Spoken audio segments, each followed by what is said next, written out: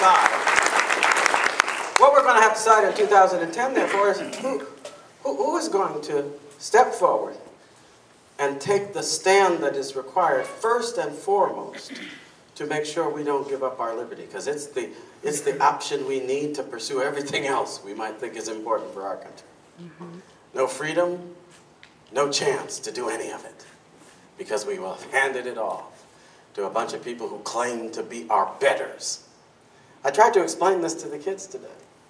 All these people who come along and say, well, we'll be better at taking care of that, and we'll be better at taking care of this, so elect us. We'll be better at taking care of the other things, so elect us. Do you know what kind of government they're trying to put in place? The government of the betters. The Greek word for better was aristos, from which we get aristocracy. And they are trying to take our way of life, our government of, by, and for the people, and make it once again the government of the aristocrats, the government of the noble, the government of the wealthy, the government of the powerful, the government of the successful, the government of the glamorous, the government of those who have reached the top, even if they had to stomp on everybody else to get there. This country was founded to bring down that form of government and to lift up the hopes of every common person on the face of the earth, to tell them that they could too shape the destinies of their society and of their city and of their country and of their nation. And not only have we done it, we the American people, we have done it in such a way as to bring out and produce the greatest nation that has ever existed in the history of the world. It wasn't produced by the nobles, and it wasn't produced by the aristocrats, and it wasn't produced by the powerful and the successful people who were stomping on folks. It was produced by ordinary men and women whose potential was respected and whose liberty was secured by a constitution that opened the path of opportunity to everyone who was willing to walk it with courage. That's what our nation has been about.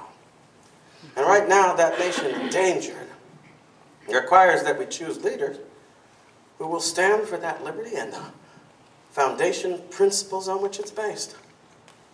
And so I look at folks, as I said, who are claiming to be for it, and I find, for instance, in somebody like Rand Paul, what is he saying? That he's for all these things, but then like his father, he somehow gets the idea that, but at the end of the day, it'll be perfectly all right if we just leave it up to everybody. We leave it up to the people, leave it up to the states. Does this work, do you think? No. I sometimes would like people to, first of all, abortion, for instance, is simply murdering somebody. Yeah. Do we leave murder up to individuals? Nope. Oh, well, murder is bad. I personally am opposed to murder, but if you would like to commit it, you know, it's your right to choose. Is that the attitude we take? I don't believe so. Now, it is true that when it comes to criminal law, we generally have left those affairs to the state governments, right? The policing of the streets and the taking care of the enforcement of criminal laws, the laws to protect our homes and so forth, that's basically a state matter, and I think that's very true. But here's the problem. That Rand Paul and others, the libertarians so-called, they didn't want to acknowledge. What if a state decided that it was no longer going to enforce the laws against murder when it came to the elderly?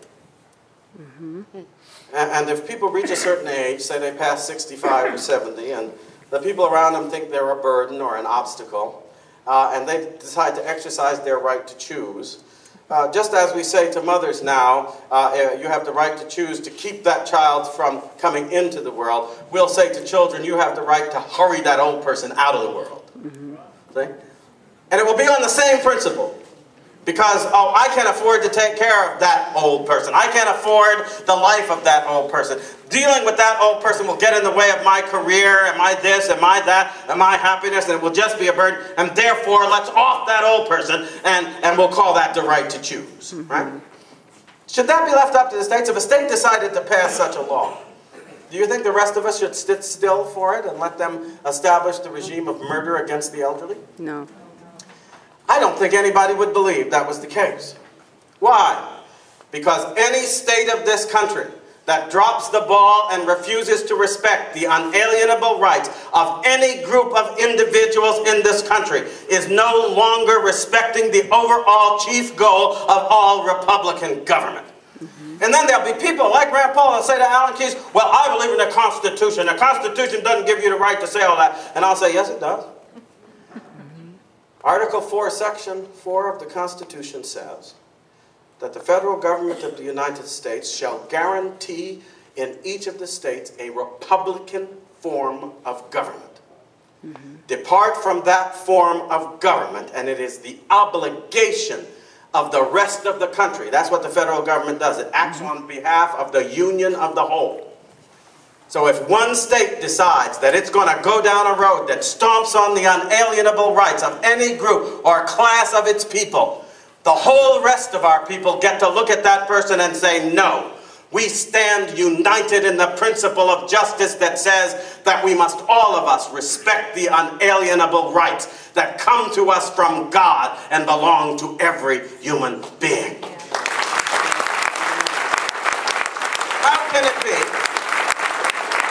How can it be that these folks claim to respect the Constitution and then want to ignore that responsibility in the Constitution, which is shared by the whole people of the United States? See? That we can't sit still for it when one of the states decides that they shall turn down the path of some other form of government that disregards the justice that is the foundation stone of our identity as a people. Now, this is sad. I think it's kind of sad because I think that some folks, like everybody, has great stands on issues like the Federal Reserve and the fiscal responsibility and things like this. I think that's wonderful. But if you miss the foundational point, you're all ready to decorate the kitchen and keep the bedroom in order and make sure the plumbing's working in the bathroom.